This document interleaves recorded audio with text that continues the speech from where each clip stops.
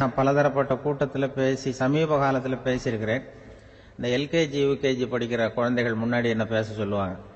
LKG UKG அந்த குழந்தைகள் அப்போ நான் எப்போ முடிக்கணுங்கிறது எனக்கு தெரியும். ஏன்னா அதுக்கு ஒரு அறிகுறி. அந்த குழந்தை என்ன பண்ணணும்னா மொதல் வரிசையில் இருக்கிறது அப்படி தரையை கீறும்.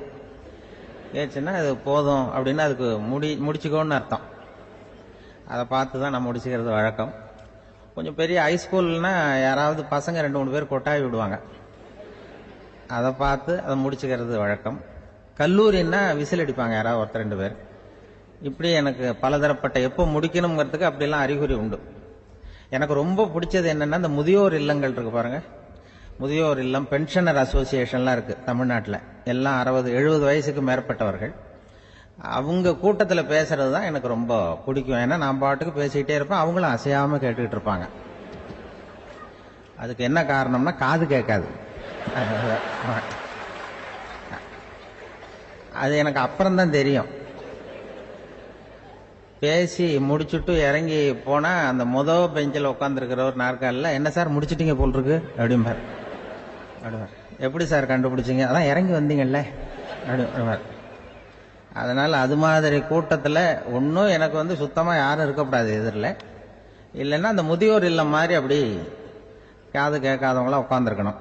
இங்கே அப்படி இல்லை, எல்லாம் ரொம்ப விழிப்போடு இருக்கீங்க, காதை திறந்து வச்சுக்கிட்டு.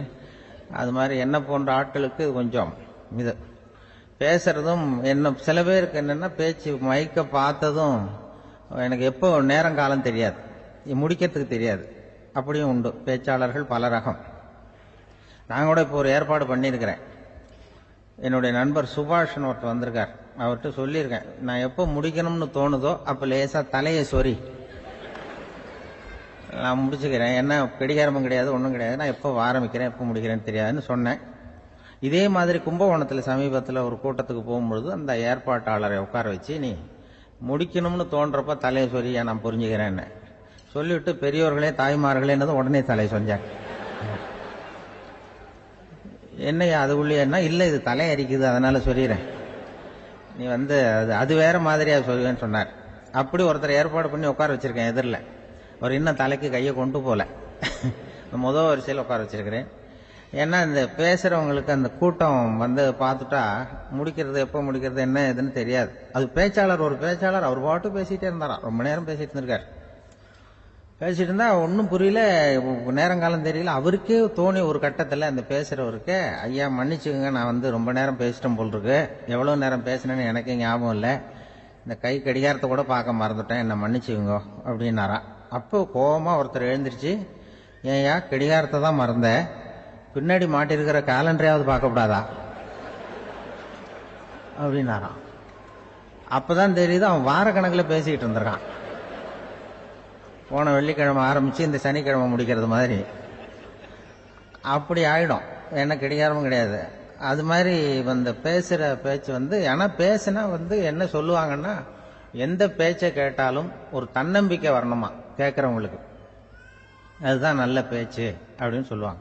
கேட்கறவங்களுக்கு ஒரு தன்னம்பிக்கை, வாழ்க்கையில ஒரு பிடிப்பு வரணும், தன்னம்பிக்கை வரணும். அப்படிப்பட்ட எண்ணத்துல தான் அவங்க எல்லாம் நல்ல கருத்துக்களை சொல்ல வந்திருக்கிறாங்க.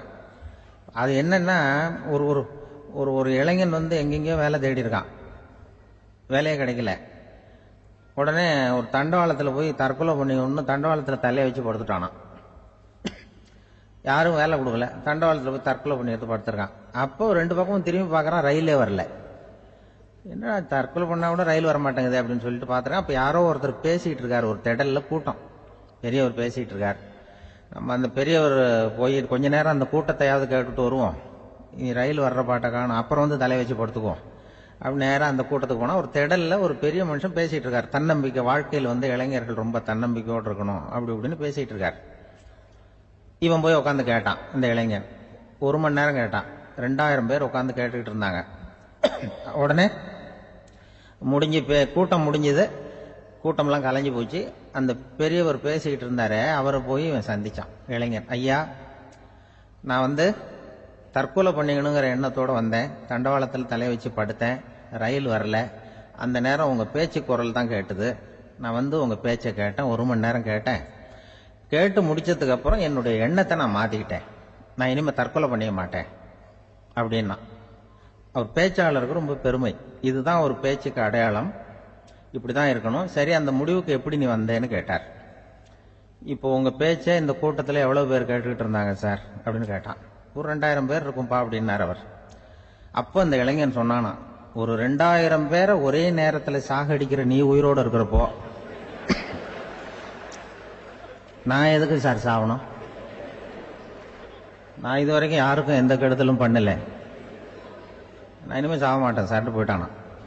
அப்படி கேட்கறவங்களுக்கு ஒரு தன்னம்பிக்கை வரணும்.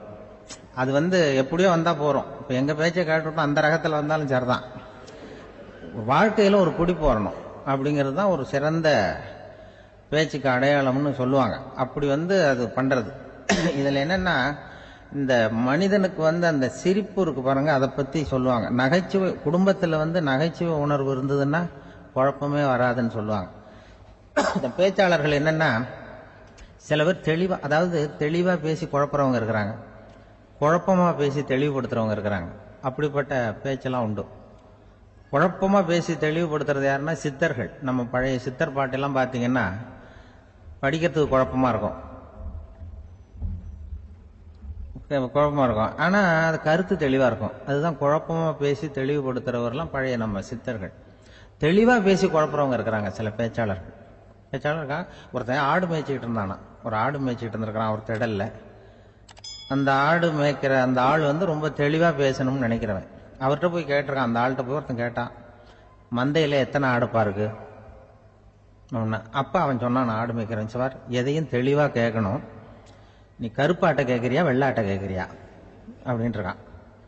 கருப்பாடு அது ஒரு 50 இருக்கு அப்படின்னா, சரி வெள்ளாடு எத்தனை இருக்கு அப்படின்னா, அதுவும் 50 தான் இருக்கு அப்படின்னு இருக்கான்.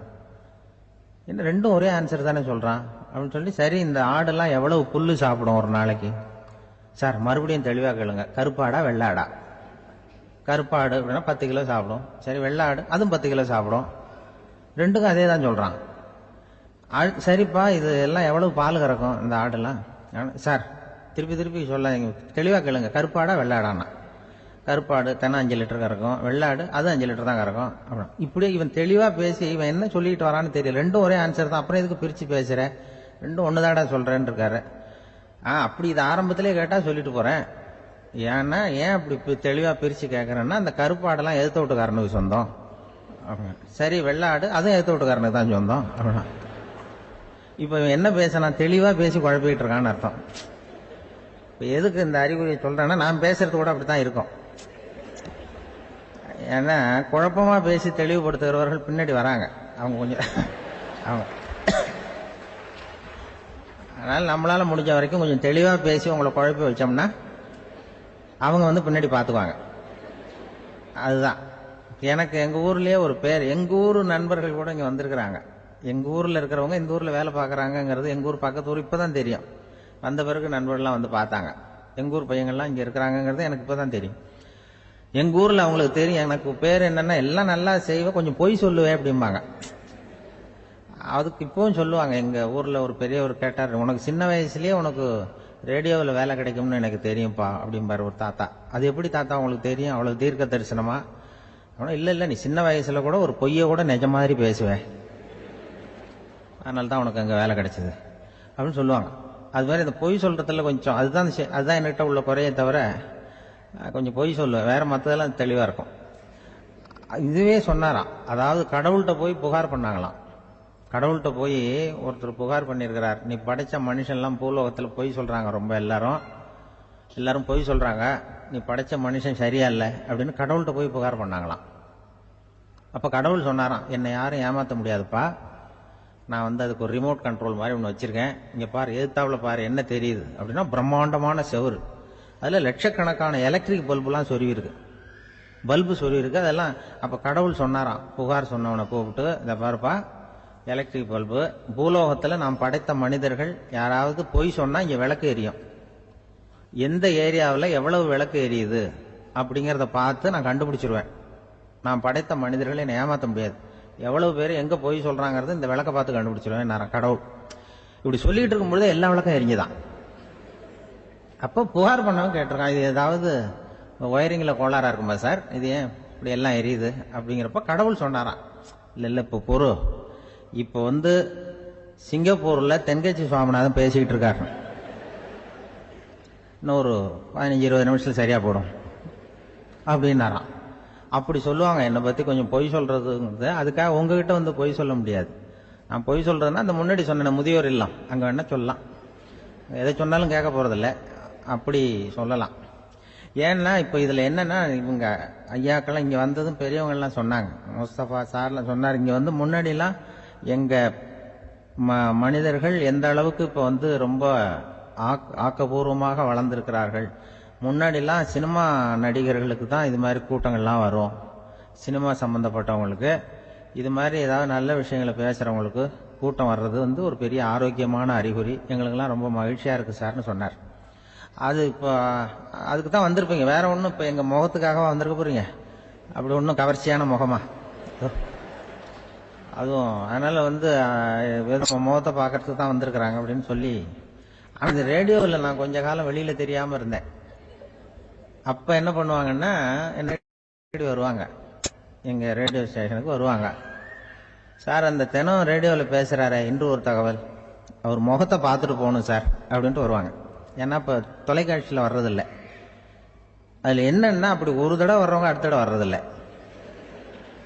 அப்பதான் புரியுது, ஓஹோ அவங்க ஆள் யாருன்னு தெரிஞ்சுக்கிறதுக்கு தான் வராங்க, வேற ஒன்றும் ஒரு பெரிய கவர்ச்சி. அதனால இந்த கூட்டம் ஏதோ உங்களுடைய கவர்ச்சின்னா அவர் ஐயா சுகி சிவம் கொஞ்சம் கவர்ச்சியா தெரிகிறார். அதனால அவருக்காக வந்த கூட்டமா வேணா இருக்கலாம், வேற எனக்கு அந்த நம்பிக்கை இல்லை. ஐயா சாலவன் பாப்பாவுக்கு சுத்தமா அந்த நம்பிக்கை இருக்காது. அதனால நாங்க ஏமாந்து போட மாட்டோம், ஏதோ எங்களை பார்க்க தான் வந்திருக்கிறாங்க எல்லாரும் அப்படின்னு.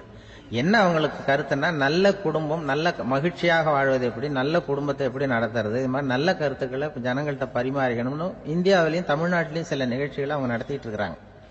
ஐயா அவர்கள் கிராமப்புறங்கள்ல நகர்ப்புறங்கள்லாம் ஜனங்களை கூப்பிட்டு நல்ல விஷயத்த சொல்லுது. குடும்பம்ங்கிறது இப்போ ரொம்ப கஷ்டம். இப்போ எப்படின்னா, ஒரு 600 வருஷத்துக்கு முன்னாடி மனுஷனுக்கு இருந்த நெருக்கடி இருக்கு பாருங்க, ஒரு 600 வருஷத்துக்கு முன்னாடி மனுஷனுக்கு எவ்வளவு நெருக்கடி இருந்ததோ அது போல 40 பங்கு இப்போ அதிகமாயிட்டு தான் கண்டுபிடிச்சு சொல்லியிருக்கிறாங்க. அவ்வளவு நெருக்கடிக்கு மத்தியில் நாம வாழ்ந்துகிட்டு இருக்கிறோம். ஒரு 600 வருஷத்துக்கு முன்னாடி என் தலையில 1 கிலோ வச்சுக்கிட்டு நின்னேன்னு வைங்க, இப்ப 40 கிலோ வச்சுக்கிட்டு நிக்கிறேன். அப்படி ஒவ்வொரு மனுஷனுக்கும் வாழ்க்கையில நெருக்கடி அதிகமா போச்சு. இந்த நெருக்கடியில முன்னாடிலாம் யாரோ ஒருத்தர் தான் தியானம் பண்ணுவாங்க. தியானம்னா ஒருத்தர் 2 பேர் காட்டுக்கு போய் தியானம் பண்ணிட்டு இருப்பாங்க 600 வருஷத்துக்கு முன்னாடி. இப்போ வீட்டுக்கு வீடு தியானம் நடக்குது. ஏன்னா அந்த அளவுக்கு வாழ்க்கையில ஒரு நிம்மதி வேணும் அப்படின்னு சொல்லி பண்ணிட்டாங்க. அதுக்குதான் இயற்கை கொடுத்திருக்கிற ஒரு இயற்கையான வைத்தியம் தான் சிரிப்புங்கிறது. இதை பத்தி பெரியவங்க எல்லாம் இப்ப ஆராய்ச்சி பண்ணிட்டு இருக்கிறாங்க. சிரிப்புங்கிறது நாம பிறந்து ஒரு 6 மாசத்துல தான் முதல் தடவையா விவரமா சிரிக்க ஆரம்பிக்கிறோமா. நாம பிறந்து 6 மாசத்துக்கு, அதாவது முதல் தடவை சிரிக்க ஆரம்பிக்கிறது ஒரு 6வது வாரம், 1.5 மாசத்துல தான் குழந்தை விவரமா சிரிக்க ஆரம்பிக்குது. அப்புறம் அப்படியே சிரிக்க ஆரம்பிக்கிறோம். அதெல்லாம் இப்ப கணக்கு எடுத்திருக்கிறாங்க. ஒரு குழந்தை ஒரு நாளைக்கு 200 தடவை சிரிக்குதான் ஒரு குழந்தை. பெரியவங்க எல்லாம் 15 தடவை சிரிக்கிறாங்களாம். 200 தடவை சிரிச்சுக்கிட்டு இருந்த நாம அப்படியே குறைஞ்சு 15 ஆயிட்டு. அதனாலதான் இருதய நோயெல்லாம் வருது, ஹார்ட் அட்டாக் எல்லாம் வருதுன்னு கண்டுபிடிச்சிருக்கிறாங்க. 200 சிரிப்புக்கு அது இயல்புத்தன்மை, மனுஷனுடைய இயல்புத்தன்மை சிரிக்கிறது. அதுக்கு ஜோக்கே தேவைப்படாது. ஆனா இப்ப காலங்காலமா நாம என்ன போதிக்கப்பட்டு வந்திருக்கிறோம்னா, சிரிப்புங்கிறது ஒரு பாவமான செயல். ஒரு முதலாளிக்கு முன்னாடி தொழிலாளி சிரிச்சா மரியாதை குறைச்சல், ஒரு கணவனுக்கு முன்னாடி மனைவி சிரிச்சா மரியாதை குறைச்சல், அது மாதிரி ஒரு வாத்தியாருக்கு முன்னாடி பையன் சிரிச்சா மரியாதை குறைச்சல், ஒரு ஆபீசருக்கு முன்னாடி பியூனு சிரிச்சா மரியாதை குறைச்சல், இப்படின்னு சொல்லி சிரிப்புங்கிறது ஏதோ மரியாதை குறைவான செயல்னு காலங்காலமா நாம போதிக்கப்பட்டு வந்திருக்கிறோம். இப்ப மரபு ரீதியாவே அந்த சிரிப்பு நம்மகிட்ட சிறைப்பட்டு இருக்குதான், அடங்கி போச்சு. அந்த சிறைப்பட்டு இருக்கிற சிரிப்பை வெளியில கொண்டு வர்றதுக்கு தான் ஜோக்குன்னு ஒரு சாவியை போட வேண்டியிருக்கு. வேற இந்த ஜோக்குக்கும் சிரிப்புக்கும் சம்பந்தம் இல்லை. அதை ஏற்கனவே இருக்கிறத வெளில கொண்டு வரதுக்கு ஒரு சாவி மாதிரி உபயோகப்படுதுன்னு இப்ப அதை பத்தி ஆராய்ச்சி பண்றவங்க எல்லாம் சொல்றாங்க. ஏன்னா சிரிப்புக்கு ஜோக்கு தேவைப்படாது. ஒரு குழந்தை தொட்டில படுத்திருக்குன்னு வைங்களேன், குழந்தை தொட்டில இருக்கு, அது முகத்துக்கிட்ட போய் ஒரு கிளுகிழுப்பை ஆட்டுங்க சிரிக்கும். அந்த கிளுகிழுப்பை சத்தமே சிரிக்க வைக்கிறதுல அதுதான் மனுஷனுடைய இயல்புத்தன்மை. அது என்ன ஜோக்காது, சத்தம். ஒரு கிளுகிழுப்பையை கொண்டு போய் குழந்தை முகத்துக்கிட்ட ஆட்டினா சிரிக்குதே, அதுதான் இயல்புத்தன்மை. அதே கிளுகிழுப்பையை ஒரு தாத்தா மூஞ்சிக்கிட்ட ஆட்டுங்க, கோவம் வந்துடும், அடிக்க வருவார். என்னடா விளையாட்டு இது அப்படிமாரு. ஏன்னா அவர் சிரிச்சுட்டு இருந்தவர், அப்படி இருந்தவர் ஒரு காலத்துல. ஒரு கிளுகிழுப்பைக்கு சிரிச்சவர் ஒரு காலத்துல இப்ப கோவப்படுறாருன்னா அந்த அளவுக்கு நம்ம மாறி போயிட்டே வந்துட்டு இருக்கிறோம். அதனால அந்த இயல்பு தன்மை மாறாம இருக்கணுங்கிறது ரொம்ப முக்கியம். அதுக்காக எல்லாரையும் குழந்தையாக்க முடியாது. மனுஷன் எல்லாரும் இனிமே வயசுங்கிறது கூட ஆகிட்டே தான் இருக்கும். அதுக்காக குறைச்சிக்கிட்டே போக முடியாது. அதுக்கு யாராவது மருந்து கண்டுபிடிச்சாதான் உண்டு. ஆனா ஒருத்தர் மருந்து கண்டுபிடிச்சாராம், சொல்லுவாங்க. ஒரு டாக்டர் ஒரு மாத்திரை கண்டுபிடிச்சாராம். ஒரு மாத்திரை சாப்பிட்டா ஒரு வயசு குறையும், ஒரு மாத்திரை சாப்பிட்டா ஒரு வயசு குறையும் அப்படின்னு ஒரு மாத்திரையை கண்டுபிடிச்சிருக்காரு. ஒரு பாட்டி அம்மா, 90 வயசு பாட்டி, அது போயிருக்கு. அதே டாக்டர்கிட்ட போய், ஐயா எனக்கு ஒரு பாட்டில் மாத்திரை கொடுங்க, இந்த வயசு குறையிற மாத்திரை அப்படின்றது. அவர் ஒரு பாட்டில் கொடுத்தாரு மாத்திரை. பாருமா பாட்டியம்மா, ஒரு மாத்திரை சாப்பிட்டா ஒரு வயசு குறையும், எடுத்துட்டு போகணும்னு கொடுத்துருக்காரு டாக்டர். இந்த 90 வயசு பாட்டி எடுத்துட்டு வீட்டுக்கு வந்துட்டு மறுநாள் அதே டாக்டர் கிட்ட போயிருக்கு. 30 வயசு பொண்ணா போச்சான். 30 வயசு பொண்ணா மாறி அதே டாக்டர் கிட்ட போயிருக்கு. இடுப்புல ஒரு கை குழந்தை, அது சட்டை கிட்ட போடாம கட்டவரில் வாயில வச்சுட்டு உட்காந்துருக்கு. நேராக டாக்டர்கிட்ட போய், டாக்டர் நேற்று வந்தேன், ஏதோ ஒரு மாத்திரை சாப்பிட்டா ஒரு வயசு குறையும், நீங்க நான் ஏதோ ஒரு ஆர்வத்தில் ஒரு 30-40 மாத்திரை சாப்பிட்டேன், இப்படி ஆயிட்டேன் அப்படின்னு. இப்போ டாக்டர் சொல்லியிருக்காரு, இதுக்கு ஏமா வருத்தப்படுற, எல்லாரும் வயசு குறையணும்னு தான் நினைக்கிறாங்க, உனக்கு வயசு குறைஞ்சிட்டுது, நீ சந்தோஷப்படு, இதுக்கே மறுபடியும் என்னட்ட வந்திருக்கிற அப்படின்னாரான் டாக்டர். அப்ப அந்த அம்மா சொல்லிச்சேன், என்னை பத்தி பரவாயில்ல டாக்டர், என் இடுப்புல பாருங்க கை குழந்தை, இது சட்டை கிட்ட போடாம உட்காந்துருக்கு, கட்டவரில் வாயில வச்சுட்டு உட்காந்துருக்கு, இது ரொம்ப ஆர்வத்துல ஒரு 70 மாத்திரையை சாப்பிட்டு விட்டுது, இது என் வீட்டுக்காரரு. இவர் இடுப்பு விட்டு கீழே இறங்க மாட்டேங்கிறார். நான் எதையாவது கொடுத்து இனிமேதான் வயசை கூட்டி இறக்கி விடுவேன் டாக்டர் அப்படின்னு தான். அவர் ஏதோ நமக்கு இதுக்கும் சம்பந்தம் இல்லைங்கிறது மாதிரி கட்டாரில் வச்சுட்டு அவர் பாட்டு உட்காந்துருக்காரு. ஏதோ நமக்கு இந்த உலகமே இல்லை, நமக்கு சம்பந்தம் இல்லைங்கிற மாதிரி உட்காந்துருக்காரு. இப்படியே நான் தூக்கிட்டு எங்க அலையிறது அப்படின்னு தான். அதனால வயசை குறைக்கிறது இயற்கைக்கு விரோதமா நாம பண்ண முடியாது. ஆனா இந்த இயல்பு தன்மை மாறாம வச்சுக்கலாம். குழந்தை மாதிரி மாற முடியாதே தவிர அந்த குழந்தை தன்மையோட வாழறதுக்கு கத்துக்கணும். அதுதான் வாழ்க்கையில இன்பமாக வாழறதுக்கு வழி. குழந்தை தனமா இருக்கக்கூடாது, குழந்தை தன்மையோட இருக்கணும்னு சொல்லுவாங்க. குழந்தை தன்மைங்கிறது வேற, குழந்தை தனம்ங்கிறது வேற. அப்படி ஒரு மாத்திரை கண்டுபிடிச்சிட்டா இப்ப யாராவது ஒருத்தவங்க இடுப்புல குழந்தைய தூக்கிட்டு போனா போய் கேட்கணும், ஏமா இது ஏன் வீட்டுக்காரரா உன் குழந்தையா அப்படின்னு கேட்டு அதுக்கப்புறம் அவருக்கு வணக்கம் சொல்லணும். இப்படிலாம் ஆயிடும் நிலைமை. இயற்கையை நம்ம மாற்ற முடியாது, அதுக்கு தகுந்தாப்புல தான் நாம பண்ணணும். குழந்தை தன்மையோட வாழறதுக்கு குடும்பத்துல குழந்தை தன்மைங்கிறது எப்படின்னா, இப்போ ஒரு சில பேருக்கு அந்த குழந்தை தன்மை உண்டு. ஒரு வீட்டுல ஒரு புள்ள படுத்திருக்கு, அம்மா எழுப்புறாங்க, காலேஜுக்கு நேரமாச்சு எழுந்திருப்பா, காலேஜுக்கு நேரமாச்சு எழுந்திருப்பா அப்படின்னு. அந்த அம்மா அந்த புள்ளை சொல்லியிருக்கு, ஐயோ எனக்கு காலேஜுக்கு போறதுக்கு பிடிக்கலம்மா, என்னை தொந்தரவு பண்ணாத, காலேஜுக்கு போறதுக்கு எனக்கு பிடிக்கல அப்படின்னு தான். அப்ப அந்த அம்மா சொல்லியிருக்கு, ஏன் உனக்கு காலேஜுக்கு போறதுக்கு பிடிக்கல, கல்லூரிக்கு போறதுக்கு, அதுக்கு 2 காரணம் சொல்லு அப்படின்னு இருக்க. அப்ப அந்த புள்ள சொல்லிச்சான், ஏன் பிடிக்கலன்னா, கல்லூரியில் இருக்கிற வாத்தியாருக்கும் என்ன பிடிக்க மாட்டேங்குது, ஆசிரியர்களுக்கும். 2வது காரணம், கல்லூரியில் படிக்கிற மாணவர்களுக்கும் என்ன பிடிக்கல, அதனால நான் காலேஜுக்கு போக மாட்டேன்ற குழந்தை புள்ள சொல்லியிருக்கு. அம்மா அப்படிலாம் நீ இதுக்காக போகாம இருக்கக்கூடாது, நீ போய் தான் ஆகணும் அப்படின்னு புடிவாதமா அந்த அம்மா புள்ளைய எழுப்பினாங்களாம். சரி நான் எதுக்கு காலேஜ் போகணும்னு சொல்றேன், அதுக்கு நீ 2 காரணம் சொல்லு அப்படின்னு தான் அந்த புள்ள. அப்ப அந்த அம்மா சொன்னாங்களாம், நீ ஏன் காலேஜுக்கு போகணும்னா, முதல் காரணம் உனக்கு வயசு 52, 2வது காரணம் நீ தான் பிரின்சிபால் அப்படின்னு தான். என்ன இருந்தாலும் அவங்க அம்மாவுக்கு அது புள்ள தானே. அதுதான் குழந்தை தன்மைங்கிறது. 52 வயசுலயும் குழந்தை தன்மையோட இருக்கார் பாருங்க, அதுதான் அந்த குழந்தை தன்மையோட வாழறது தான் வெற்றிக்கு வழின்னு சொல்லுவாங்க. கணவன் இன்னைக்கு நேற்று என்ன யோசிச்சுக்கிட்டு இருக்கிறப்போ உங்க ஊர் தொலைக்காட்சியிலேயே ஒரு நிகழ்ச்சி நடந்தது. அதாவது இந்த உறவுகளை பத்தி ஒரு பேட்டி எடுத்திருந்தாங்க. ஒரு அம்மா சொல்லுது, அதாவது கணவன் மனைவியா இருந்துட்டு அப்புறம் விவாகரத்து வாங்கிட்டு அதுக்கப்புறம் அந்த அம்மா பேசுறத நேற்று தொலைக்காட்சியில போட்டாங்க. அது என்ன சொல்லுதுன்னா, நாங்க கணவனும் மனைவியா இருக்கிறப்போ எங்களுக்குள்ள சண்டை வந்துகிட்டு இருந்தது, இப்ப விவாகரத்து வாங்கிட்டு இப்ப நண்பர்களா இருக்கிறோம், இப்ப சண்டையே வர்றதில்லை எங்களுக்குள்ள. அப்படி பாருங்க, கணவன் மனைவியா இருந்தப்ப சண்டை வந்துதான், விவாகரத்து வாங்கினது மறுபடியும் நாங்க நல்லபடியா தான் இருக்கிறோம், ஒன்னும் எங்களுக்கு சண்டை வரல. அப்படி இருக்குது இப்ப காலம் போய்கிட்டு இருக்கு. நேற்று அப்படி ஒரு இது என் கூட வேலை பார்க்குறப்போ ஒரு அம்மா இருந்தாங்க. அவங்க எப்போதும் அவங்க வீட்டுக்காரர் படத்தையே வச்சிருப்பாங்க, கையில் பத்திரமா வச்சுப்பாங்க. அவ்வளவு மரியாதை மதிப்புன்னு சொல்லி நாங்கள்லாம் அவங்கள பெருசா நினைப்போம். இது எதுக்குமா அவங்க வீட்டுக்காரர் படத்தை பத்திரமா இல்லை கையிலேயே வச்சிருக்கீங்களே ஆஃபீஸுக்கெல்லாம் எடுத்துகிட்டு வந்து வச்சு அடிக்கடி எடுத்து பார்த்துக்குவாங்க. அவ்வளவு பிரியமா அவங்க வீட்டுக்காரர் இல்லை. ஆமாம், எனக்கு வந்து ஏதாவது பிரச்சனை வந்துடுதுன்னா உடனே எங்கள் வீட்டுக்காரர் படத்தை எடுத்து பார்ப்பேன். ஆமாம், பரவாயில்லையே இப்படி ஒரு இதா? ஆமாம், இதை பார்த்துட்டு நினச்சிக்குவேன், இதை விட பிரச்சனை வேற என்ன இருந்துட போகுது உலகத்தில் அப்படின்னு நினச்சிக்குவேன். உடனே எனக்கு எல்லாம் போயிடும் அப்படின்ட்டு தான். அப்படி ஒரு அம்மா இருந்தாங்க, இப்போ இருக்காங்க, வேலை பார்த்துக்கிட்டு இருக்காங்க. அப்படிலாம் நீங்க இருக்கிற தாய்மார்கள், பெண்கள் யாராவது அப்படி கூட பண்ணலாம். யாரா எப்போதுமே உங்க வீட்டுக்காரர் படத்தை கையில் வச்சுக்கோங்க. அது ஒரு யோசனை, குடும்பம் குதூகலமா இருக்கிறதுக்கு அது ஒரு யோசனை. அதே மாதிரி இவங்களும் அவங்க படத்தை வச்சுக்கலாம், வச்சுக்கிட்டு பிரச்சனை வரும்போது பார்த்துக்கணும். இதை விட நமக்கு என்ன வந்துட போகுது பெருசா அப்படின்னு. அப்படிதான் இருக்கணும். குடும்பம் வந்து நல்லபடியா இருக்கணும்னா அதுக்கு இப்போ சொல்லுவாங்க, கடவுளே வந்து ஒரு வீட்டு கணவன், வீட்டு தலைவர் கனவுல வந்தாராம். கடவுள் வந்து இது மாதிரி உன்னை விட்டுட்டு உங்க குடும்பத்தை உன்னையெல்லாம் விட்டுட்டு போக போறேன்னா, அதனால ஏதாவது வரம் வேணும்னா கேட்டு போய் வாங்கிக்கோ அப்படின்னு கடவுள் சொன்னாராம் இந்த குடும்ப தலைவர்கிட்ட. அவருக்கு என்ன கேட்கறதுன்னு புரியல. கடவுள் வந்து விட்டுட்டு போறேங்கிறாரு, ஏதாவது வரம் கேட்டுக்கோ அப்படின்னு. நம்ம என்ன பண்றது, என்ன கேட்கறதுன்னு ஒன்றும் புரியல, குழம்பிட்டு இருந்தான் அந்த ஆளு கனவுல.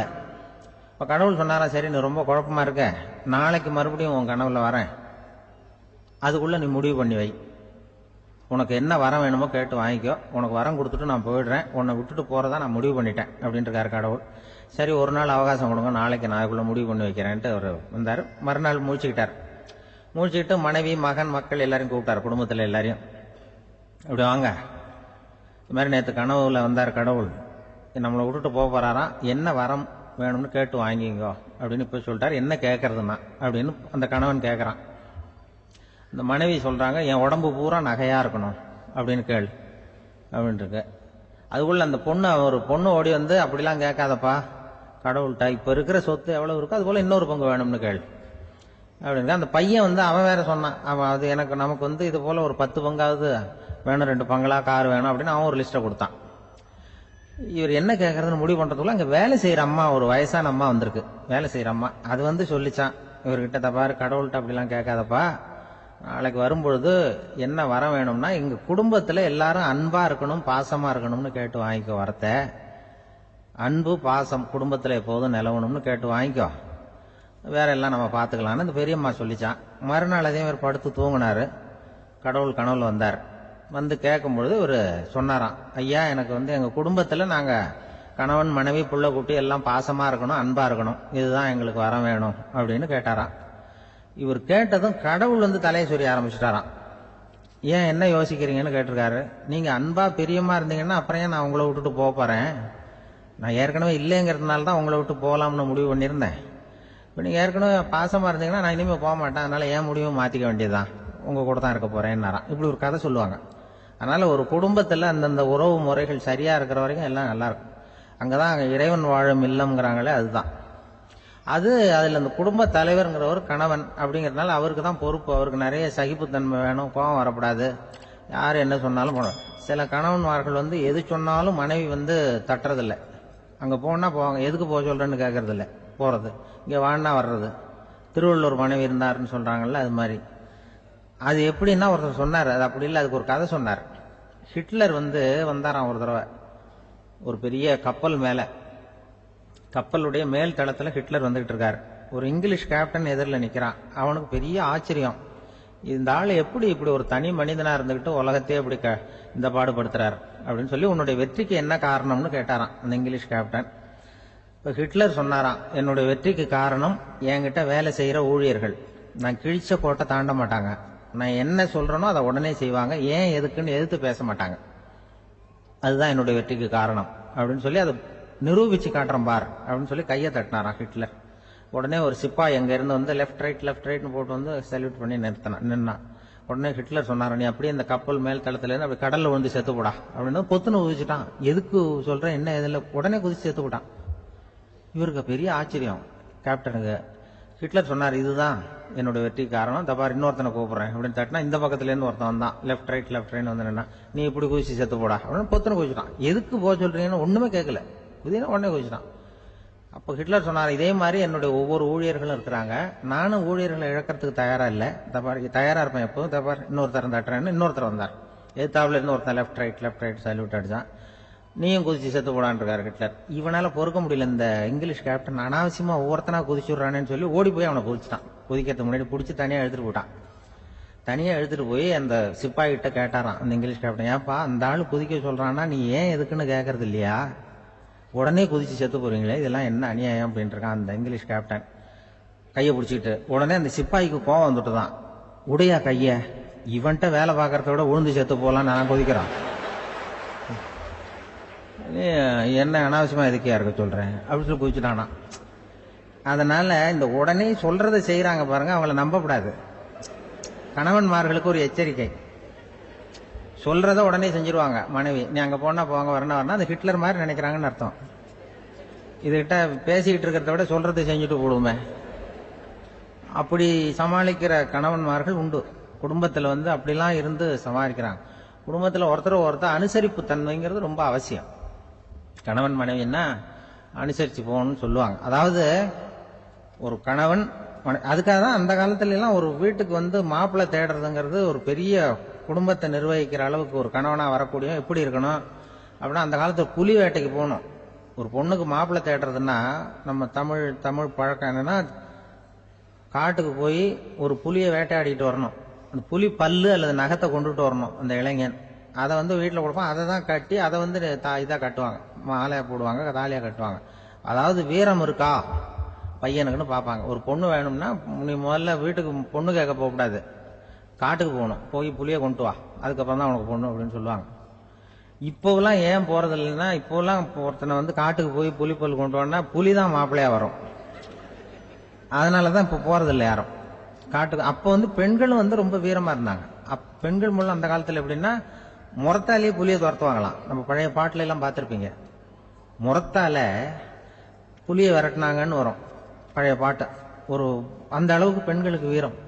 இப்ப கல்யாணம் ஆகி இந்த காலத்துல ஒரு கணவனை விரட்டிட்டு வந்தாங்களாம் முறத்தை எடுத்துக்கிட்டு. ஒரு மனைவி அவன் பயந்துட்டு வெளில ஓடி வரான், பின்னாடி முறத்தை எடுத்துட்டு அந்த அம்மா ஓடி வருது.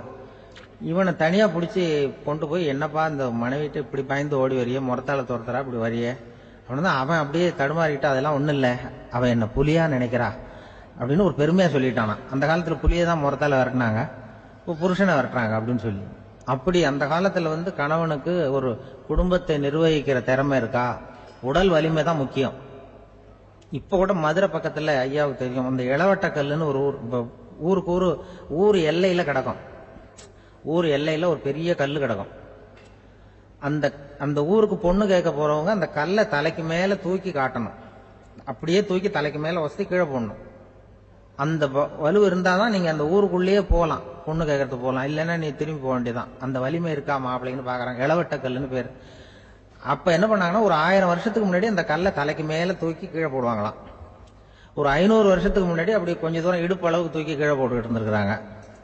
அதுக்கப்புறம் ஒரு 100 வருஷத்துக்கு முன்னாடி அப்படி முழங்கால அளவுக்கு அப்படி தூக்கி போட்டா போறோம்னு வச்சிருந்தாங்களாம். இப்ப நான் அந்த ஊருக்கு என் கூட பழனிசாமின்னு ஒருத்தர் இருக்காரு, அவர் போய் உனக்கு எப்படிப்பா இந்த ஊர்ல கல்யாணம் ஆச்சு அப்படின்னா, இப்போலாம் நாங்க தொட்டு கும்பிட்டா போறோம், அதை அசைக்கிறது கூட இல்ல. அப்படி ஆயிட்டுது. ஒரு குடும்பத்தை கணவனா வரப்போறவனுக்கான தகுதி அந்த காலத்துல அப்படி இருந்துதான். அப்படி கணவன் தேர்ந்தெடுக்கிறது, குடும்ப தலைவனை தேர்ந்தெடுக்கிறது ஒரு பெரிய காரியம். ஒரு பெரிய செல்வந்தர் போட்டி வச்சாராம், ஒரு நீச்சல் குளம், அதுல யார் வேணாலும் குதிச்சு அந்த பக்கம் போய் கரையேறலாம். அந்த நீச்சல் குளத்துல விஷப்பாம்புலாம் கிடக்கு. யாரு துணிஞ்சி அந்த விஷப்பாம்பு இருக்கிற குளத்துல குதிச்சு அந்த பக்கம் போய் கரையேறானோ அவனுக்கு ஒரு 100 ஏக்கர் நிலம் கொடுப்பேன், அது வேண்டான்னா ஒரு 1000 ஆடு கொடுப்பேன், அதுவும் வேண்டான்னா என் பொண்ணை கொடுப்பேன் அப்படின்னு போட்டு வச்சார். அதான் மாப்பிள்ளையை தேர்ந்தெடுக்கிறதுக்கு அவர் ஒரு வழி, நீச்சல் குளத்துல குதிச்சு கரையேறணும்.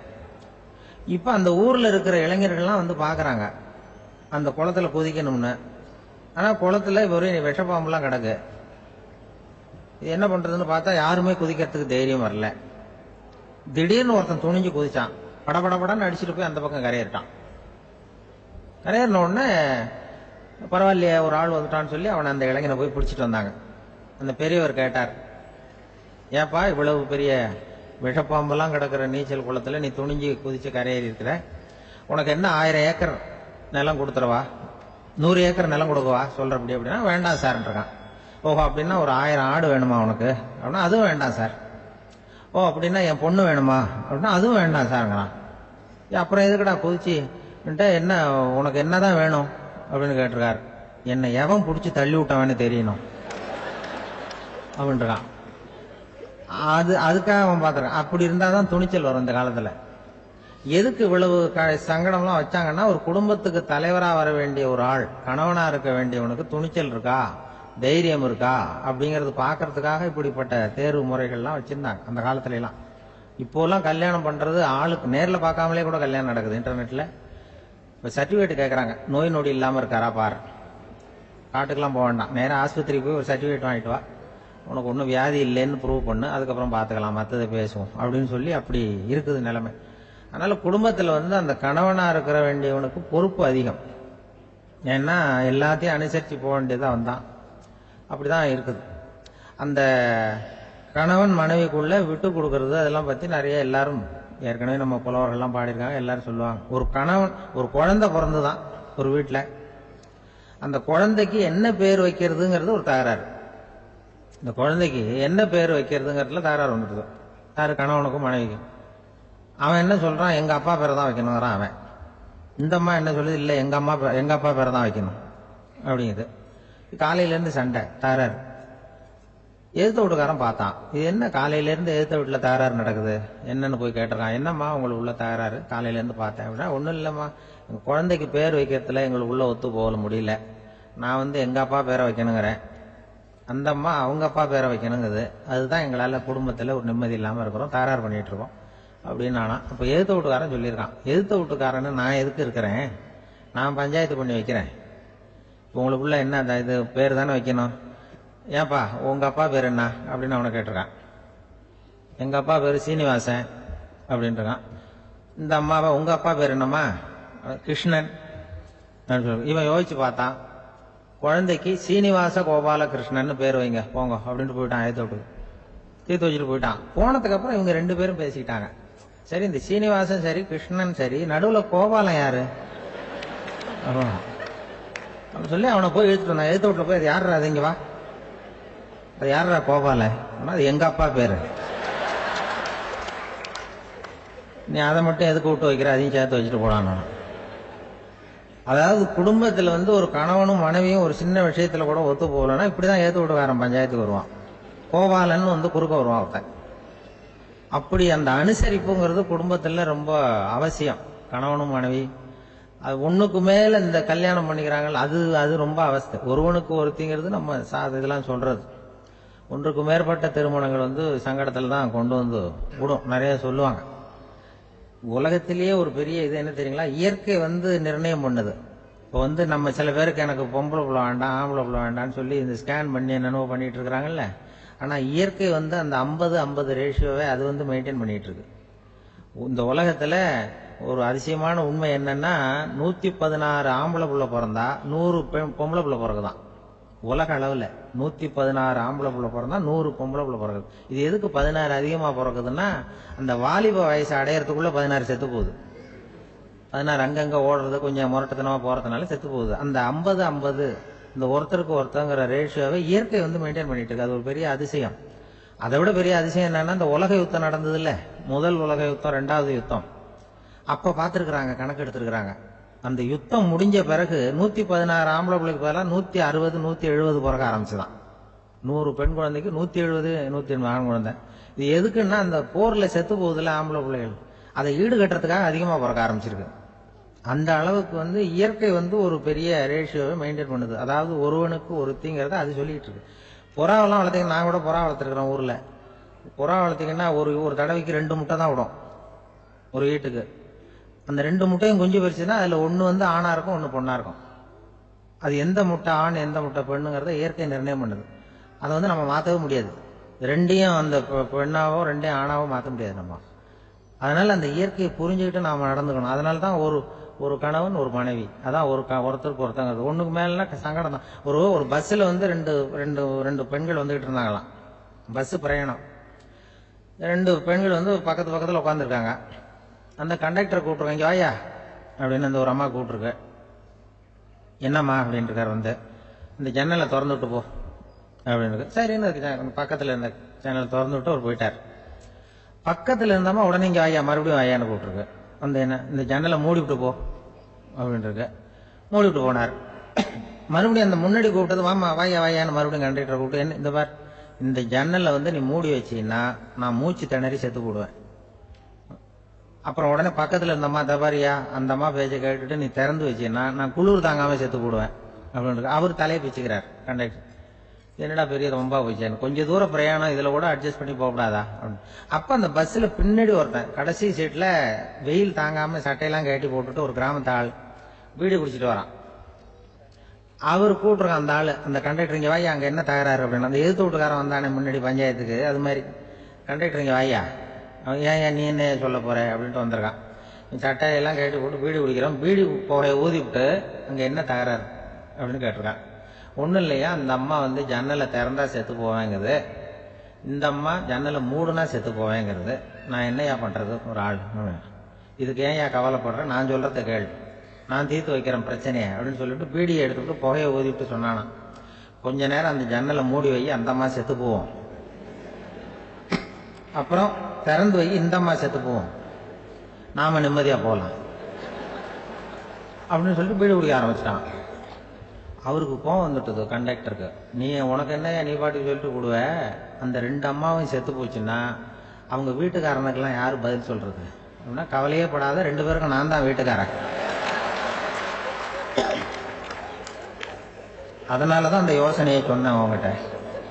அப்புறம் இதுதான் இந்த ஒண்ணுக்கு மேல போச்சுன்னா அது இயற்கைக்கு விரோதம், இப்படிலாம் ஆகும். அதனாலதான் அவன் அவ்வளவு ஒண்ணுமே வேண்டான்ட்டு கடைசி பெஞ்சதில் போய் சீட்டில் உட்காந்துக்கிட்டான். அப்படி அது இயற்கையை புரிஞ்சுக்கிட்டு வாழணுங்கிறது முக்கியம். குடும்பத்தில் வந்து கணவனுடைய பங்கு என்ன மனைவனுடைய பங்கு குழந்தை குட்டிகள்லாம் சொல்லுவாங்க. அப்படி இருக்கணும். கணவன்கிறவனுக்கு நிறைய சகிப்புத்தன்மை தேவைப்படுது. மனித நேயம்ங்கிறத பற்றி சொல்லுவாங்க. மனித நேயம் ஏன்னா ஒரு கணவன் கணவனாக இருக்கணும், மனைவி மனைவியாக இருக்கணும்.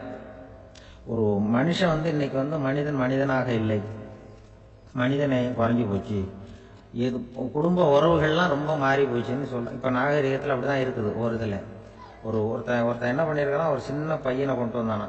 ஒரு சின்ன பையன் பக்கத்தில் இருக்கான். ஒரு பெரியவர் கேட்டிருக்காரு யாருப்பா அந்த பையன் அப்படின்னு கேட்டிருக்காரு. இவன் சொன்னானா இந்த பையன் எனக்கு தூரத்து உறவு, எனக்கு தூரத்து உறவுன்னு இருக்கான். சரி தூரத்து உறவுன்னா எப்படி அப்படின்னு கேட்டிருக்கான். இந்த பையன் எங்கள் அப்பாவுக்கு 8வது புள்ள அப்படின்னு நானா. கூட பிறந்தவனே அவ்வளோ தூரமாக போயிட்டான், 8வதா பிறந்தான். அப்படி இருக்கு குடும்ப உறவுகள்ங்கிறது. மனுஷனுக்கு வந்து வேல்யூ விஞ்ஞானம் எப்படி போட்டிருக்குன்னா ஒரு மனித உடம்புல இருக்கிற கால்சியத்தை மட்டும் தனியாக எடுத்தால் ஒரு சின்ன ரூமுக்கு வெள்ளை அடிக்கலாமா. ஒரு மனுஷ உடம்புல இருக்கிற பாஸ்பரஸை மட்டும் தனியாக எடுத்தால் ஒரு 40 நெருப்பு வச்சு தயார் பண்ணலாம். ஒரு மனுஷ உடம்புல இருக்கிற இந்த கொழுப்பு சத்தை மட்டும் தனியாக எடுத்தால் ஒரு 7 சோப்பு கட்டி தயார் பண்ணலாம். அது மாதிரி ஒரு மனுஷ உடம்புல இருக்கிற இரும்பு சத்தை மட்டும் தனியாக எடுத்தால் ஒரு 2 அங்குல அணி 2 செய்யலாம். இவ்வளவுக்கு விலை போட்டால் 42 ரூபா 50 காசு. இதுதான் மனுஷனுக்கு விஞ்ஞானம் போட்டிருக்கிற விலை. அது எப்போ அது ஒசரும்னா அவன் மனுஷனாக இருக்கிற வரைக்கும் இருக்கிறப்ப. அதுவும் செத்து போனால் அதுவும் கிடையாது, செத்து போனால் அதுவும் குறைஞ்சிரும். மிருகங்களுக்கெல்லாம் அப்படி இல்லை, செத்ததுக்கு அப்புறம் விலை கூடும். அங்கெல்லாம் எல்லா ஊர்லையும் பார்த்தீங்கன்னா உயிர் கோழி 50 ரூபா, உரிச்ச கோழி 60 ரூபான்னு போட்டிருக்கோம். செத்ததுக்கு அப்புறம் 10 ரூபா அதிகம். மனுஷன் வந்து நீ உயிர் மனுஷன் 42 ரூபா 50 காசு, செத்ததுக்கு அப்புறம் 52 ரூபான்னா நீயே வச்சுக்கிடாது எனக்கு எது கண்டு போடும். அவன் வந்து எப்போ அவனுக்கு வேல்யூ கூடும்னா மனிதன் மனிதனாக வாழும்பொழுது தான் வேல்யூ கூடும். குடும்பத்தில் வந்து அந்த பாசத்தோடு வாழணும்னு கடவுள்கிட்ட கேட்டு சொன்னாங்களே அதுதான். இந்த சமூகங்கிறதும் ஒரு பெரிய குடும்பம் தான். அதனால தான் இந்த நாட்டுக்குள்ள பெருமையை எல்லாரும் ஒற்றுமையாக இருந்தால் எதையும் சாதிக்கலாம்ங்கிறது தான் இந்த நாட்டுக்குள்ள பெருமை அப்படி நிரூபிச்சோம். அதனால சமூகங்கிறதும் ஒரு குடும்பம் மாதிரி இருக்கிறது தான் பெருசு. இப்போ சில இதெல்லாம் இப்போ ஜாதி மத வேறுபாடெல்லாம் வந்து நம்முடைய முன்னேற்றத்தை வந்து தடுக்கும். விலங்குகள் வந்து நம்மளோட மேலானது. அதான் ஒரு ஊரில் ஒரு சிவன் கோயில் இருந்துதான். சிவன் கோயிலில் அந்த புறாவெல்லாம் வளர்ந்துக்கிட்டு இருந்திருக்கு. இந்த மாடத்தில், சிவன் கோயில் மாடத்தில் புறாவெல்லாம் குடியிருந்துருக்கு. உடனே அதுக்கு கும்பாபிஷேகம் பண்ணுறதுக்காக ஊரில் திட்டம் போட்டாங்க. சிவன் கோயிலுக்கு வெள்ளடிக்க ஆரம்பித்தாங்க. வர்ணம் பூச ஆரம்பிச்சதும் அதுக்கு சாரம் கட்டுவாங்கல்ல, இந்த குச்சியெல்லாம் வச்சு சாரம் கட்டுவாங்க. உடனே இந்த புறாவெல்லாம் என்ன பண்ணிச்சான், இனிமேல் நம்ம இங்கே வெள்ளை அடிக்கிறாங்க, கும்பாபிஷேகம் வருது, நம்ம இங்கே குடியிருக்க முடியாது, எதிர்த்தாப்புல எங்கே போகலான்னு பார்த்துருக்கு. இந்த உயரம் கோபுரத்தில் இருந்த புறாவெல்லாம் எதிர்த்தாப்புல ஒரு மாதா கோயில் இருந்திருக்கு, சர்ச்சு. அங்கே சில மாடங்களில் புறாவெல்லாம் இருக்குது, சில மாடம் இருக்குது. உடனே நம்மளாம் அங்கே போடும் கொஞ்சம் காலத்துக்குன்னு எல்லாம் புறப்பட்டு இந்த மாதா கோயிலுக்கு போயிடுது. அங்கே போனால் அங்கே இருக்கிற புறாவோடு சேர்ந்து இதுவும் குடியிருந்துட்டு இருக்கு. கொஞ்ச நாள் என்னாச்சு, அங்கே கிறிஸ்மஸ் வந்துட்டுது. கிறிஸ்மஸ் வந்தது சரி, இங்கேயும் வெள்ளடிக்க ஆரம்பிக்கிறாங்க. நம்ம மறுபடியும் எங்கடா போகிறதுன்னு பார்த்தா அங்கே இருக்கிற புறாவோட சேர்ந்து இதுவும் சேர்ந்து நேராக ஒரு பள்ளிவாசல் இருந்தது. எதுக்கு அங்கே இருக்கிற மாடத்தில் போய் அங்கே குடியேறிட்டுது எல்லாம். அங்கே போனால் அங்கே ரமலான் மாதம் வந்து ரம்ஜானுக்காக அதையும் புதுப்பிக்க ஆரம்பித்தாங்க. இது என்ன பண்ணுறதுன்னு சொல்லி இந்த 3 செட்டு புறாவும் சேர்ந்து என்ன பண்ணிச்சு, எங்கே போகலான்னு பார்த்தா மறுபடியும் அதுக்குள்ளே இந்த சிவன் கோயிலில் கும்பாபிஷேகம் முடிஞ்சு போச்சான். முடிஞ்சிருக்கு, அங்கே போடுவோம் எல்லாருன்னு சொல்லி எல்லா புறாவும் அந்த சிவன் கோயிலுக்கு வந்துடுது. அங்கே போய் மாடத்தில் குடியிருந்துட்டுது. அப்போ திடீர்னு ஒரு நாள் பார்த்தா ஒரே கலவரம் பூமியில் எல்லாம் ஒருத்தன் அருவாளை தூக்கிட்டு நிற்கிறான், குச்சி எடுத்து ஒருத்தனை சுட்டுக்கிறான். ஒரே கலவரம், சத்தம், ஒரே மத கலவரம் வந்துட்டுது ஊரில். அப்போ புறாவெல்லாம் மாடத்தில் இருந்துக்கிட்டு ஒரு குஞ்சு புறா அவங்க அம்மாட்ட கேட்டுதான், இது என்ன இந்த மனுஷனுக்கு என்ன ஆச்சு, இந்த மனுஷனுக்கு என்ன ஆச்சு, அவன் கத்தியை தூக்கிட்டு நிற்கிறானே அப்படின்னு கேட்டுதான். ஒரு குஞ்சு புறா அவங்க அம்மாட்ட கேட்டுதான். அம்மா புறா அம்மா அந்த புறா சொல்லித்தான், மனுஷனுக்கு இப்போ மதம் பிடிச்சிருக்கு, அதான் கத்தியை தூக்கிட்டு நிற்கிறான் அப்படின்ட்டு. இப்போ நமக்கெல்லாம் பிடிக்கலையே அப்படின்னு தான். அப்போ அந்த புறா சொல்லித்தான், அந்த பாருமா, நாம் வந்து இந்த சிவன் கோயிலில் இருந்தாலும் நமக்கு புறான்னு தான் பேர், இந்த மாதா கோயிலுக்கு போனாலும் நமக்கு புறான்னு தான் பேர், பள்ளிவாசலுக்கு போனாலும் நமக்கு புறான்னு தான் பேர். ஆனால் மனுஷன் அப்படி இல்லை. அவன் இங்கே இருக்கிற வரைக்கும் இந்துன்னு சொல்லுவான், அங்கே மாதா கோயில் இருந்தான்னா கிறிஸ்தவன்னு சொல்லுவான், பள்ளிவாசல் இருந்தான்னா முஸ்லீம்னு சொல்லுவான்.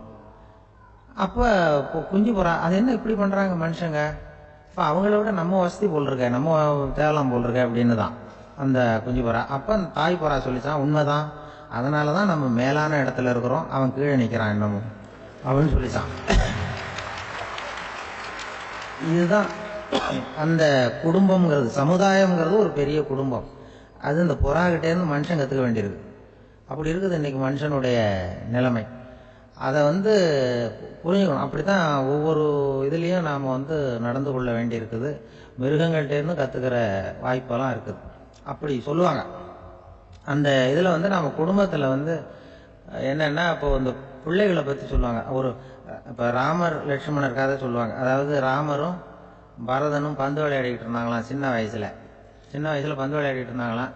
உடனே ராமர் வந்தாராம்.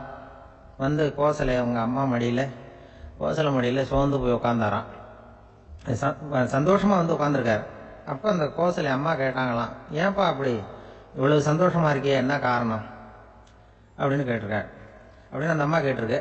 ராமன் சொன்னான்னா, இது என் தம்பியோட நான் பந்து விளையாண்டுக்கிட்டு இருந்தேன், பரதன், அவன் வந்து ஜெயிச்சுட்டான், நான் தோத்துட்டேன், என்னை வந்து அவன் ஜெயிச்சுட்டான், அவனுடைய வெற்றி வந்து எனக்கு சந்தோஷமாக இருக்குது, தம்பியோட வெற்றி, அதனால் நான் சந்தோஷமாக இருக்கேன்னு சொல்லியிருக்கு. அந்த அம்மாவுக்கு ரொம்ப சந்தோஷம், தம்பி ஜெயிக்கிறாங்கிறத பற்றி அண்ணன் வந்து சந்தோஷப்படுறானே அப்படின்னு. கொஞ்ச நேரத்தில் பரதன் வந்திருக்கான். அவன் சோர்ந்து போய் கலங்கி போய் வந்து அதே அம்மா மடியில் உட்காந்துருக்கான். நீ ஏப்பா நீ தான் ஜெயிச்சுட்டியாமே, நீ என்னத்துக்கு வருத்தப்பட்டுட்டு வர அப்படின்னு கேட்டிருக்கேன் அந்த அம்மா. அப்போ பரதன் சொன்னானா, நான் ஜெயிக்கணுங்கிறதுக்காக அண்ணன் விட்டு கொடுத்தாரு, தோத்துட்டாரு, அதனால எனக்கு வருத்தமாக இருக்குது, உண்மையில் அவர் தான் ஜெயிச்சிருக்க வேண்டியது, எனக்காக விட்டு கொடுத்தாரு, அதனால நான் வருத்தப்படுறேன்னா. அப்போ அந்த அம்மா சொல்லித்தான், இப்படி தான் தம்பியினுடைய வெற்றி அண்ணனை சந்தோஷப்படுத்துது, அண்ணனுடைய தோல்வி வந்து தம்பியை வருத்தப்பட வைக்குது, இப்படி தான் இருக்கணும் அண்ணன் தம்பின்னா, அப்படி தான் குடும்பத்தில் இருக்கணும்னு சொல்லி அந்த அம்மா சொன்னதாக சொல்லுவாங்க ராமாயண கதை. அதே போல் இதில் வரும், நபிகள் நாயகத்தினுடைய பேரர்கள் பாத்திமாவனுடைய பிள்ளைகள் 2 பேர், ஹசன் ஹுசைன் 2 பேர் நபிகள் நாயகத்தினுடைய பேரன்மார்கள். அன்னை பாத்திமாவனுடைய குழந்தைகள். ஹசனும் ஹுசைனும் பேசிக்கிறதே இல்லையா கொஞ்ச நாள். இந்த அம்மாவுக்கு அதை பார்க்குறாங்க, ஏதோ அண்ணன் தம்பிக்குள்ளே ஏதோ தகராறு போல் இருக்கு, ஏன் பேசிக்க மாட்டேங்கிறாங்க அப்படின்னு சொல்லி அந்த பிள்ளைகளை கூப்பிட்டு வச்சு அந்த அம்மா புத்தி சொல்லிச்சான். பாருப்பா, நீ வந்து அண்ணன் தம்பிக்குள்ளே இது மாதிரி இருக்கக்கூடாது, உங்கள் பாட்டனார் ஒரு புத்திமதி சொல்லியிருக்காரு, உனக்கு தெரியுமா, ஒரு முஸ்லீம் இன்னொரு முஸ்லீமோடு 3 நாட்களுக்கு மேல் பேசாமல் இருந்தால் அது அவனை கொலை செய்வதற்கு ஒப்பாகும் அப்படின்னு நபிகள் நாயகம் சொல்லியிருக்கார், தெரியுமா உனக்குன்னு அந்த அம்மா சொல்லிச்சான். அப்போ அந்த தம்பிக்காரர் சொன்னாராம், ஹுசைன் சொல்லியிருக்கார், அதுவும் எனக்கு தெரியும். அதே தாத்தா பாட்டனார் என்ன சொல்லியிருக்காருன்னா, அந்த 2 பேரில் யார் முதல்ல சலாம் சொல்கிறாங்களோ, யார் முதல்ல முன்னாடி பேசுகிறாங்களோ அவங்களுக்கு சொர்க்கம் கிடைக்கும், இறைவனுடைய ஆசி கிடைக்கும்னு சொல்லியிருக்கிறார். அந்த ஆசி அண்ணனுக்கு கிடைக்கட்டுமேங்கிறதுக்காக நான் பேசாம இருக்கிறேன் அப்படின்னா. அந்த ராமனும் பரதனும் எப்படி இருந்தாங்களோ அப்படிதான் ஹசனும் ஹுசைனும் இருந்திருக்கிறார்கள். அந்த பாசம் தான் குடும்பத்தில் வேணும். குடும்பத்தில் அண்ணன் தம்பி எப்படி நடந்துக்கணும், அம்மா பிள்ளை எப்படி நடக்கணும் அப்படிங்கிறது தான். ஏன்னா தாய் அம்மாவுக்கு எப்போதுமே பிள்ளைங்கள் அம்மா பக்கம் தான் இருக்கும். அம்மா பிள்ளைங்க தான் அதிகம். இதில் ஒரு பெரிய நீதிபதி இருந்தார் சென்னையில், உண்மையாக நடந்தது. சென்னையில் ரொம்ப காலத்துக்கு முன்னாடி காந்தி இருந்த காலத்தில் சென்னையில் ஒரு நீதிபதி, அவர் ஒரு நாள் கோர்ட்லாம் விட்டு ரொம்ப கஷ்டப்பட்டு ராத்திரி சும்மா போய் உடனே வீட்டுக்கு வரல. கோர்ட்டினுடைய நடவடிக்கை முடிஞ்சு வீட்டுக்கு வராமல் போய் எங்கெங்கேயோ போய் சுற்றி விட்டு அந்த நண்பர்களோடு அப்படியே உல்லாசமாக அப்படியே கொண்டாடி விட்டு நடுராத்திரிக்கு வந்திருக்கிறாரு வீட்டுக்கு 1 மணிக்கு. அப்போ அந்த வயசான அம்மா வாசல்லையே காத்துக்கிட்டு இருக்கு. உள்ளே போச்சு நீதிபதி இன்னும் வந்து சேரலேன்னு வாசல்லையே நின்றுட்டு இருந்துதான். அப்போ அது வந்த உடனே பலார்னு அரைஞ்சு விட்டாங்களாம் அந்த அம்மா. ஏன்டா அவ்வளோ தூரம் எங்கே போனேன், என்னதான் நீதிபதியாக இருந்தாலும் அவங்களுக்கு உள்ள தானே, பலார்னு அரைஞ்சு விட்டாங்க. உடனே அவர் கலங்கி போய் அழுதாராம். மறுநாள் கேட்டிருக்காங்க அந்த பக்கத்தில் இருந்தவங்க, ஏன் நீ பெரிய நீதிபதி, பெரிய பதவியில் இருக்க, அதனால உன்னை அவங்க அம்மா அடிச்சிட்டாங்கன்னு அழுதியா அப்படின்னு கேட்டாங்களாம். அப்போ அவர் சொன்னாராம் நீதிபதி, இல்லை நான் இது மாதிரி எங்கள் அம்மா கிட்ட அடிக்கடி அடி வாங்குவேன். எப்போதும் அவங்க அடிக்கிற அடி பலமாக விழும். இப்போ அவங்க அடித்தது எனக்கு வலிக்கவே இல்லை. அந்த அளவுக்கு அவங்களுக்கு வயசாகிட்டுதே, பலம் குறைஞ்சுட்டுதேன்னு நினச்சி அழுதேன் அப்படின்னு காரணம். அதுதான் புள்ள அம்மா பேரில் உள்ள பாசங்கிறது. இதே போல் நான் சொன்னது மாதிரி முன்னாடி ஒரு இறைநேச செல்வர் ஒருத்தர் இருந்தார். ஒரு அம்மா எனக்கு அப்பா தண்ணி கொடுப்பா அப்படின்றது படுக்கையில் இருந்த அம்மா. இவர் ஏதோ படிச்சுக்கிட்டு இருந்தவர், ஒரு சின்ன இளைஞர் உடனே ஓடி போய் ஒரு குவளையில் தண்ணி எடுத்துகிட்டு போய் அம்மாவுக்கு முன்னாடி நிற்கிறார். முன்னா அந்த அம்மா அதுக்குள்ளே தூங்கி போச்சு. இவர் அந்த தண்ணியை வச்சுக்கிட்டு அவர் பாட்டு நிற்கிறார். விடிஞ்சு போச்சு. விடிகிற சமயத்தில் அந்த அம்மா முடிச்சு பார்க்குது, பையன் தண்ணியோட கையில் வச்சுட்டு நிற்கிறார். ஏம்மா என்னப்பா நீ ராத்திரி பூரா தண்ணியோட நின்றுட்டு இருக்கிறியா எனக்கா அப்படின்னு. அப்பா அவர் சொன்னாராம், ஆமாம்மா ராத்திரி தண்ணி தாகமாக இருக்குன்னு கேட்டீங்க, உடனே தண்ணி கொண்டு வந்துட்டேன். ஓடி வந்து பார்க்கும்பொழுது நீங்கள் தூங்கிக்கிட்டு இருந்தீங்க. தூங்கிட்டு இருக்கும்பொழுது உங்களை எழுப்ப வேண்டாம், தூக்கத்தை கெடுக்க வேண்டாம்னு நான் நினைச்சேன், அதனால் எழுப்பலை. தூக்கம் முழிக்கிற சமயத்தில் உடனே தாகமாக இருக்கும், தண்ணி குடிக்கணும்னு ஆசைப்படுவீங்க, அதனால தண்ணியை பக்கத்துலேயே வச்சுக்கிட்டு நிற்கிறேன் அப்படின்னு அந்த இளைஞர் சொன்னாராம். அப்படியே கட்டி பிடிச்சிட்டு நீ பிற்காலத்தில் பெரிய அறிஞராக வருவேன்னு சொல்லி அந்த அம்மா வரணும்னு சொல்லி இறைவனை வேண்டாங்களாம்.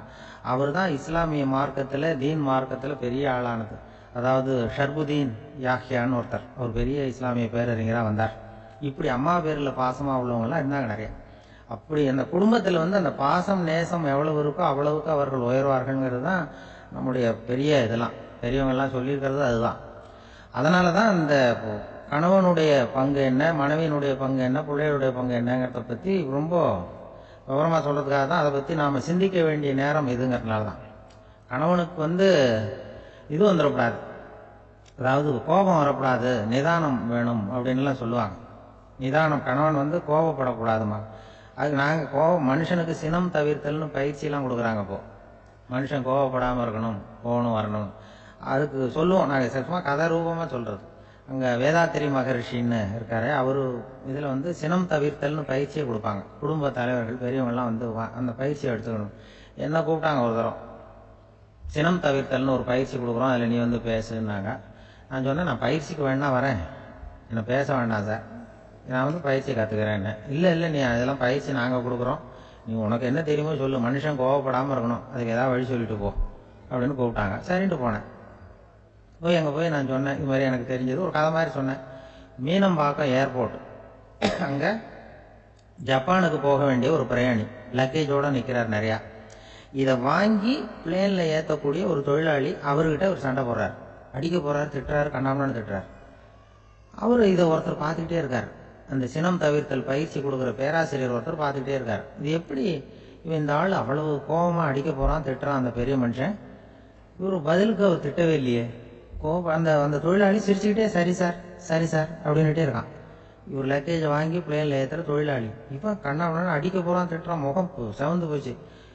இவருக்கு என்ன ஆச்சரியம்னா, இந்த ஆள் இவ்வளவு கோவப்படுறான், அதை வாங்கி அந்த தொழிலாளி கொஞ்சம் கூட முகத்தில் கோபமே படலையே, சிரிச்ச முகத்தோடு இருக்கானே, இவன் நமக்கு பயிற்சி வகுப்பு எடுக்கலாம் போல இருக்க அப்படின்னு இவர் நினச்சிட்டார். ரொம்ப நேரம் அவர் கத்திக்கிட்டு இருந்தார். சரி சார்ன்ட்டு அதை வாங்கிட்டு அவர் போயிட்டார். போனதுக்கு அப்புறம் ஒரு இந்த ஆளு அப்புறம் பிளேன் வந்தது, ஏறி அவர் போயிட்டார், ஜப்பானுக்கு போயிட்டார். அதுக்கப்புறம் இந்த சினம் தவிர்த்தல் பேராசிரியர் ஓடி போய் அந்த தொழிலாளியை பிடிச்சி கொண்டு வந்தார். இந்த பாருப்பா, நான் வந்து காலையிலேருந்து பார்த்துக்கிட்டு இருக்கேன், அந்த ஆள் உன்னை அடிக்க வந்தான், திட்ட வந்தான், இவ்வளவு கோவப்படுறான், உனக்கு பதிலுக்கு நீ கோவமே படலையே, உனக்கு கோவமே வராதா, அது எப்படி நீ சினம் தவிர்க்கிறது, எப்படி உனக்கு கோவமே வரலையா அப்படின்னு கேட்டிருக்காரு. அப்போ அந்த தொழிலாளி சொன்னாராம், அப்படி இல்லை சார், மனுஷன்னு பிறந்தா கோவம் படாமல் இருக்க முடியாது, எல்லாருக்கும் கோவம் வரும், அது அவங்கவுங்க வழியில் டீல் பண்ணுவாங்க, நான் அதை என் வழியில் டீல் பண்ணேன், அவ்வளோதான். அப்போ அவர் திட்டும் பொழுது உனக்கு கோபம் வந்தது தானே? வந்தது சார். அப்போ அது எப்படி டீல் பண்ணேன்னு கேட்டிருக்காரு. அப்போ இவன் சொன்னான், ஒன்றும் இல்லை சார், அந்த அந்த பிரயாணி வந்து இப்போ ஜப்பானுக்கு போயிட்டுருக்கார், அவர் லக்கேஜெலாம் அமெரிக்கா போயிட்டுருக்கு.